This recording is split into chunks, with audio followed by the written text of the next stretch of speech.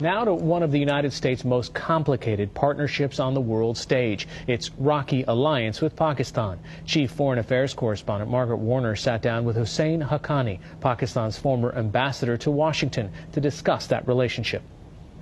The Pakistani people and the American people have suffered terribly from terrorism in the past.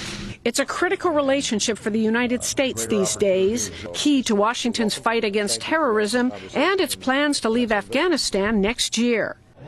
But relations with Pakistan have been rocky ever since that country's birth in 1947. They united against the Soviet Union in Afghanistan in the 1980s, but fell out over Pakistan's secret development of a nuclear weapon in the 90s. Since 9/11, while nominally cooperating against terrorists, they've been at odds over Taliban and al-Qaeda-linked fighters sheltering in Pakistani territory, and over U.S. drone strikes against those militants. The low point, the 2011 U.S. raid that killed Osama bin Laden hiding out in a city near Pakistan's capital. Hussein Haqqani, Pakistan's ambassador to the U.S. from 2008 to 2011, examines the roots of this fractious partnership in a new book, Magnificent Delusions, Pakistan, the United States, and an Epic History of Misunderstanding. Hussein Haqqani, thank you for joining us. Pleasure being here, Margaret. Let's go a little into the history, because your book really is a history book. And you begin with a line from Aesop's Fables. A doubtful friend is worse than a certain enemy. Let a man be one thing or the other, and then we know how to meet him. So who's the doubtful friend here? The United States is the doubtful friend for Pakistan, and Pakistan is the doubtful friend for the United States. And are the doubts well rooted? I think the doubts are very well rooted. The reason is that Pakistan's expectations from the relationship with the United States are very different from what the United States wanted. What has gone wrong over the years is that the Americans have assumed that they can buy over Pakistan's leaders with promises or delivery of aid. Pakistan's leaders have always lived under the delusion that at one point or another the Americans will come round to Pakistan's way of thinking, and that simply hasn't happened in 66 years. The title talks about this relationship being the product of delusions and misunderstandings, but the narrative seems to paint a picture of deliberate deception on Pakistan's part, at least. Well, I think that delusions lead to deception, and sometimes you deceive yourself. You also have in the narrative many occasions where there are senior American officials recognizing a problem and yet deciding not to face the problem. You say at the root of this is that Pakistan and the U.S. don't share essentially the same goals or interests. Can't there be alliances anyway between countries that may not share the same interests, but still find one another useful and have each other's back when the going gets tough? I think that a shared interest or a common enemy is absolutely essential for an alliance. Now, you can be useful to each other. You don't have to have 100% symmetry in your interests, but the usual range of asymmetry in interests is 30-70. For example, Britain may have 30% interests that are not those of the Americans.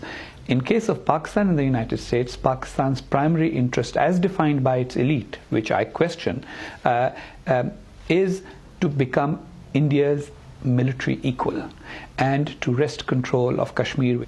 Those two interests are not America's interests, and yet America has built up Pakistan's military potential over the years and continues to arm Pakistan, assuming that Pakistan will eventually use those arms for agendas the Americans set for them.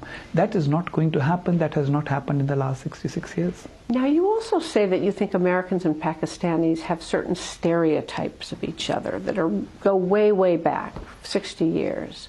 What are those stereotypes?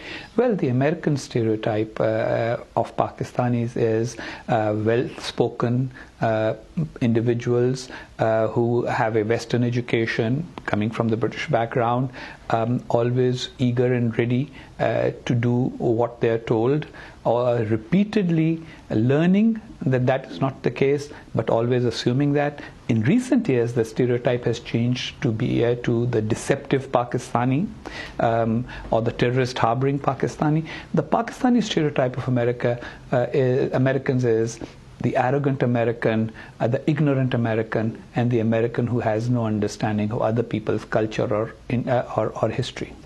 Do you think this dysfunction that you describe is also rooted in the national characters of each people or each country? Well, Americans have a tendency to not take other people's history very seriously. In America, when you say that's history, it actually means that's irrelevant.